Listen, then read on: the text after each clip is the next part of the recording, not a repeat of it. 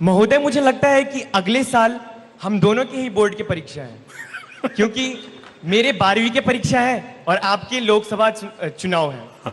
तो क्या आपकी इस पे पूरी तैयारी है या आप थोड़े से नर्वस हैं? धन्यवाद। मैं सवाल फिर से दोहराना चाहूँगी माननीय कि इनका सवाल है कि मैं 11वीं का विद्यार्थी हूँ। अगले साल हम दोनों की बोर्ड परीक्षा है, मेरी 12वीं की परीक्षा है, आपका लोकसभा चुनाव है। तो क्या आप इसके लिए तैयार हैं या फिर नर्वस हैं?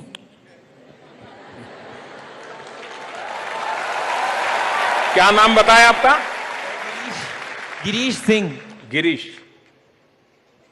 इतना मुझे पक्का लगता है, अगर मैं आपका टीचर होता तो मैं आपको गाइड करता कि आप जर्नलिज्म में जाइए, क्योंकि ऐसा लपेट करके सवाल पूछने की ताकत जर्नलिस्टों की ही होती है।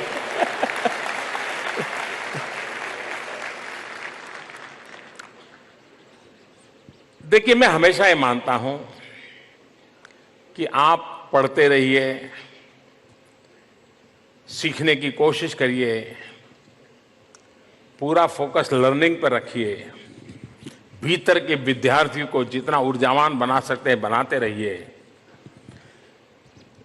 यही जीवन का धर्म बना करके चलिए।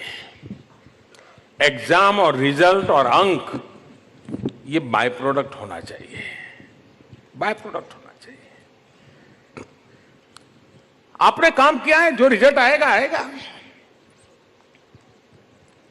अंक के हिसाब से चलने से हम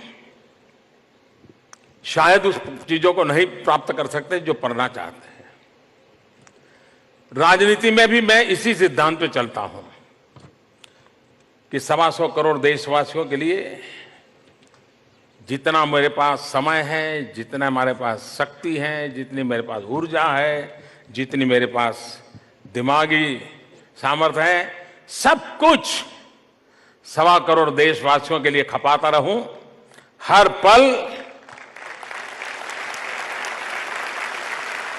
समय का क्षण क्षण, शरीर का कण कण 125 करोड़ देशवासियों के लिए लगाता रहूं।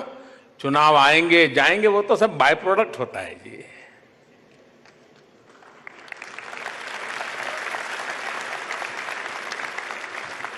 और दूसरा, हम लोगों की तो स्थिति ऐसी है, आपकी तो एग्जाम साल में एक बार होती होगी, हमारी दिन में 24 घंटे होती है। और किसी हिंदुस्तान के किसी कोने में एक नगर पालिका का चुनाव और हार गए तो ब्रेकिंग न्यूज होता है, ब्लो ऑन मोदी।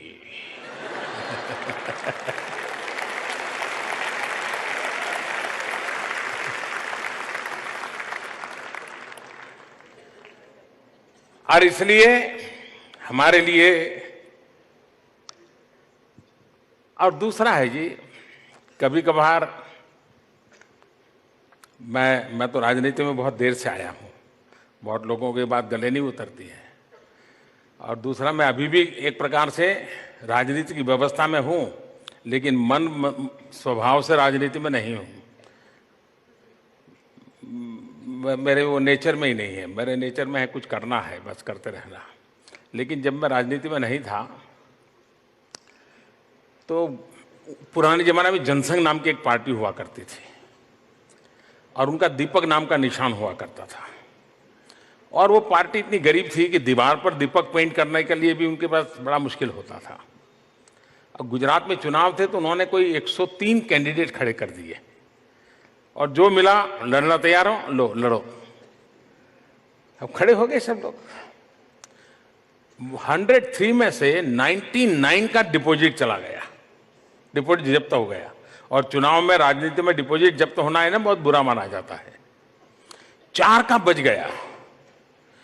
तो मुझे बराबर याद है कि वो जनसंघ वालों ने इन 4 लोगों का जो डिपॉजिट का पैसा वापस आया, उसकी एक बहुत बड़ी महफिल की, बड़ी पार्टी की और बड़ा आनंद से मिठाई बांट के खाई। क्यों? तो बोले 4 लोगों की डिपॉजिट बच गई है। ये जो मिजाज होता है वो वहां से यहां तक पहुंचाता है। अटल जी कहते थे हार न मानूंगा, ये हार न मानूंगा जो जिजीविषा होती है ये हर एक के भीतर होनी चाहिए। और इसलिए आपकी बोर्ड के एग्जाम के लिए मेरी आपको बहुत शुभकामनाएं, लेकिन मेरी बोर्ड के एग्जाम के लिए 125 करोड़ देशवासियों के आशीर्वाद मेरे साथ है, वो ही मेरी ताकत है, उसी के भरोसे में आगे